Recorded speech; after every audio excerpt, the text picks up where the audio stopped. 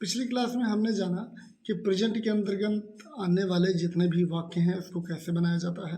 अब हम इस दूसरी क्लास में जानेंगे कि प्रेजेंट के अतिरिक्त जो पास्ट और फ्यूचर में बनने वाले डायरेक्ट इनडायरेक्ट हैं वो कैसे बनते हैं। तो पास्ट टेंस के अंदर जो पहला हमारा भाग आता है पास्ट इंडेफिनिट आता है। तो इस पास्ट इंडेफिनिट को हम चेंज करते हैं पास्ट परफेक्ट टेंस में। यदि रिपोर्टिंग वर्ब पास्ट टेंस में हो तो पास्ट इंडेफिनिट को पास्ट परफेक्ट में बदल दिया जाता है डायरेक्ट। देखिए पहला एग्जांपल है he said the horse died in the night. इसको किस में बनाएंगे हम बदलेंगे तो पास्ट परफेक्ट में। कैसे बनेगा, हैड लग जाएगा। He said that the horse had died in the night. फिर आता है हमारा past continuous tense. Past continuous को किस में, पास्ट परफेक्ट कंटिन्यूअस में बदलेंगे हम लोग। तो देखिए दिया हुआ है कि example Rinku said I was reading a book. Rinku said I was reading a book. इसका क्या बनेगा कि रीनू, सॉरी रिंकू नहीं रीनू है, रीनू सेड दैट, ये किस में बदलेगा, पास्ट कंटिन्यूअस टेंस में। तो क्या लग जाएगा, बीन रीडिंग लग जाएगा ना। तो said that she had been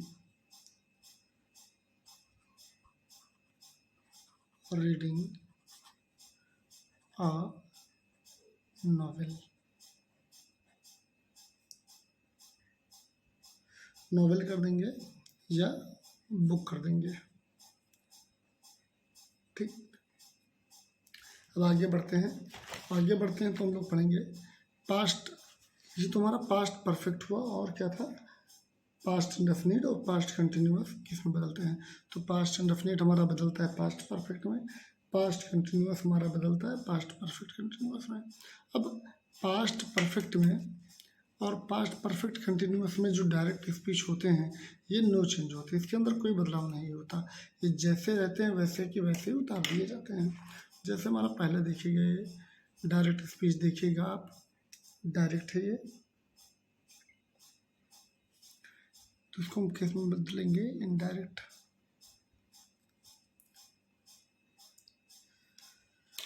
अब इसको जब हम बदलेंगे, Ramu said, I had been doing that work for several years. Ramu said that he had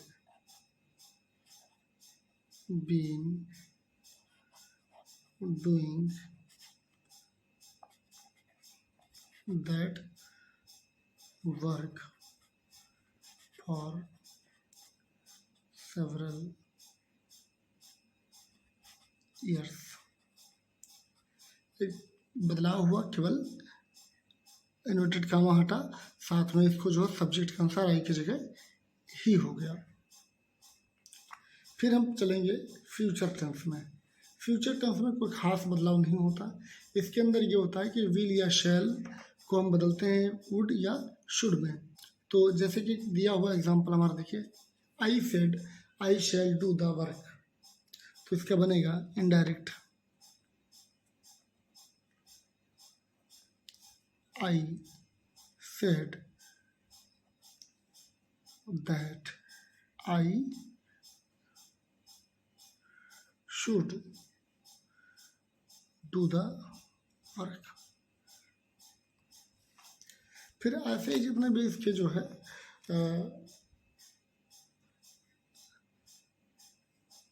शैल के साथ ही इसके समकक्ष जो भी वर्ड आते हैं, जैसे में, फिर कैन, ये सारे ऐसे ही। शैल का शुड हो गया तो मे का क्या हो जाएगा, माइट हो जाएगा, MIGHT माइट हो जाएगा। कैन का कुड हो जाएगा। ये इसी में बदलते रहेंगे। एक स्पेशल रूल है, मस्ट आउट के केस में नो चेंज होता है। कभी भी आपको ऐसा कोई डायरेक्ट स्पीच मिले जो मस्ट और आउट लिखा हो तो वहाँ नो चेंज होगा। जैसे कि एग्जांपल से हम आपको बताते हैं कि the teacher said to my sister you must go, तो इसके अंदर कोई बदलाव नहीं होगा। ये कैसे बनेगा, देखिए, the teacher said to my sister that she must go। About to वाले केस में आते हैं तो he said I ought to go there. अब इसका कैसे बनेगा इनडायरेक्ट, इसका इनडायरेक्ट बनेगा he said that he ought to go there. तो मस्ट, तो हमने जाना कि मस्ट और आउट टू में कोई चेंज नहीं होता, ये जहाँ भी होते वैसे ही आ जाता है। पर कुछ कंडीशन है, जैसे कुछ कंडीशन में मस्ट को has to, have to, had to, will have to, would have to, should have to आदि में बदला जा सकता है या बदल दिया जाता है।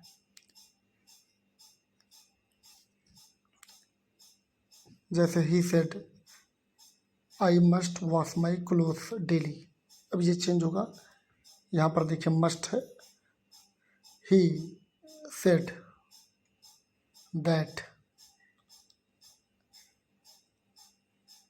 ही has to wash my clothes daily.